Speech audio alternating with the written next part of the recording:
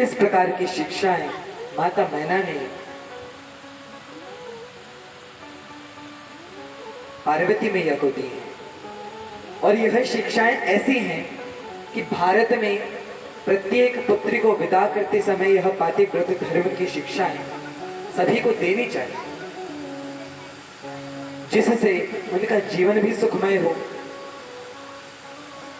और वे पातिव्रत धर्म का निष्ठापूर्वक हृदय से पालन कर सके। उसके बाद यहाँ पे माता पार्वती कैलाश पे आती है। जो हिमालय हैं, वे पर्वत राज हैं, उनके पास बहुत अधिक धन है। उन्होंने अपनी पुत्री के साथ में बहुत सारा धन दिया, परंतु शंकर भगवान ने वो सारा धन ऋषियों में, संतों में, भक्तों में बांट दिया, कुछ साथ में नहीं ले गए।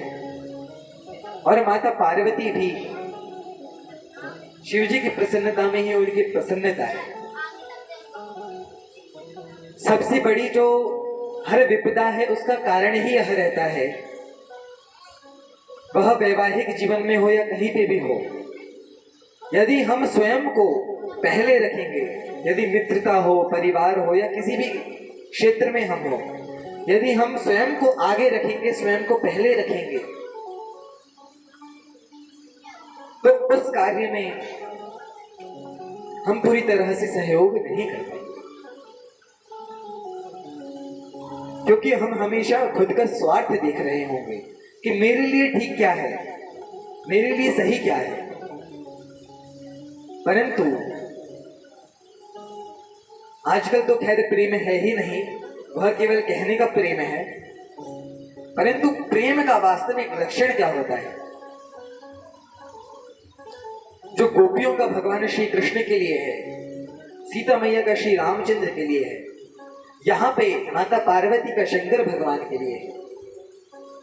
तत् सुख सुखित्वम, यानी कि जो हमारे प्रियतम हैं,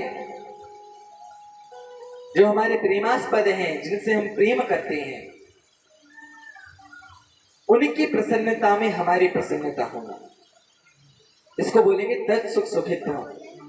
यानी कि यदि सामने वाले की प्रसन्नता में हमारी प्रसन्नता है तो जीवन के आधे कष्ट तो अपने आप वैसे ही चले जाएंगे। यदि पत्नी सोचे केवल मुझे, यदि पति पत्नी की बात है तो पत्नी पहले खुद से पहले यह सोचे कि मेरे पति इस विषय में क्या सोचेंगे, वो क्या चाह रहे हैं। पति पत्नी के विषय में सोचे, माता पिता के साथ भी ऐसा ही होना चाहिए। मित्रता में भी हमें दो बातों का ध्यान रखना चाहिए कि हमारा कर्तव्य क्या है, हमारा उस परिस्थिति में कर्तव्य क्या है, और एक कृतज्ञता का भाव हमेशा होना चाहिए कि उन्होंने हमारे लिए जो कार्य किए। और तीसरा, उनसे हमें कुछ अधिक नहीं चाहना चाहिए। जो संत हैं, भगवान के भक्त हैं, वे संसार को सब कुछ बांटते हैं, सब कुछ देते हैं, बदले में कुछ नहीं लेते। तो यह भाव होना चाहिए कि हम सबकी सहायता करें, और खुद को यदि हम सबसे पीछे रखेंगे तो किसी दूसरे से आशा होगी नहीं, तो निराशा भी होगी ही नहीं, क्योंकि आशा ही निराशा का कारण है। तो यहाँ पे भगवान शंकर ने जो दान किया है, यदि आज की कोई स्त्री होती तो वह क्या करती कि मेरे पिता ने इतना सब कुछ दिया, तुम्हारे पास तो कुछ है नहीं, इसको भी मिटा डालो, यह कहती। परंतु माता पार्वती ऐसी नहीं है। उन्होंने इतने समय गुरु के आदेश से शिव जी की तपस्या करी, शिव जी को पति रूप में प्राप्त करने के लिए, और उसके बाद शिव जी को पति रूप में प्राप्त करने के लिए इतने समय तपस्या करी। अब शिव जी प्राप्त हुए हैं तो केवल उनकी प्रसन्नता का ध्यान रख रहे हैं।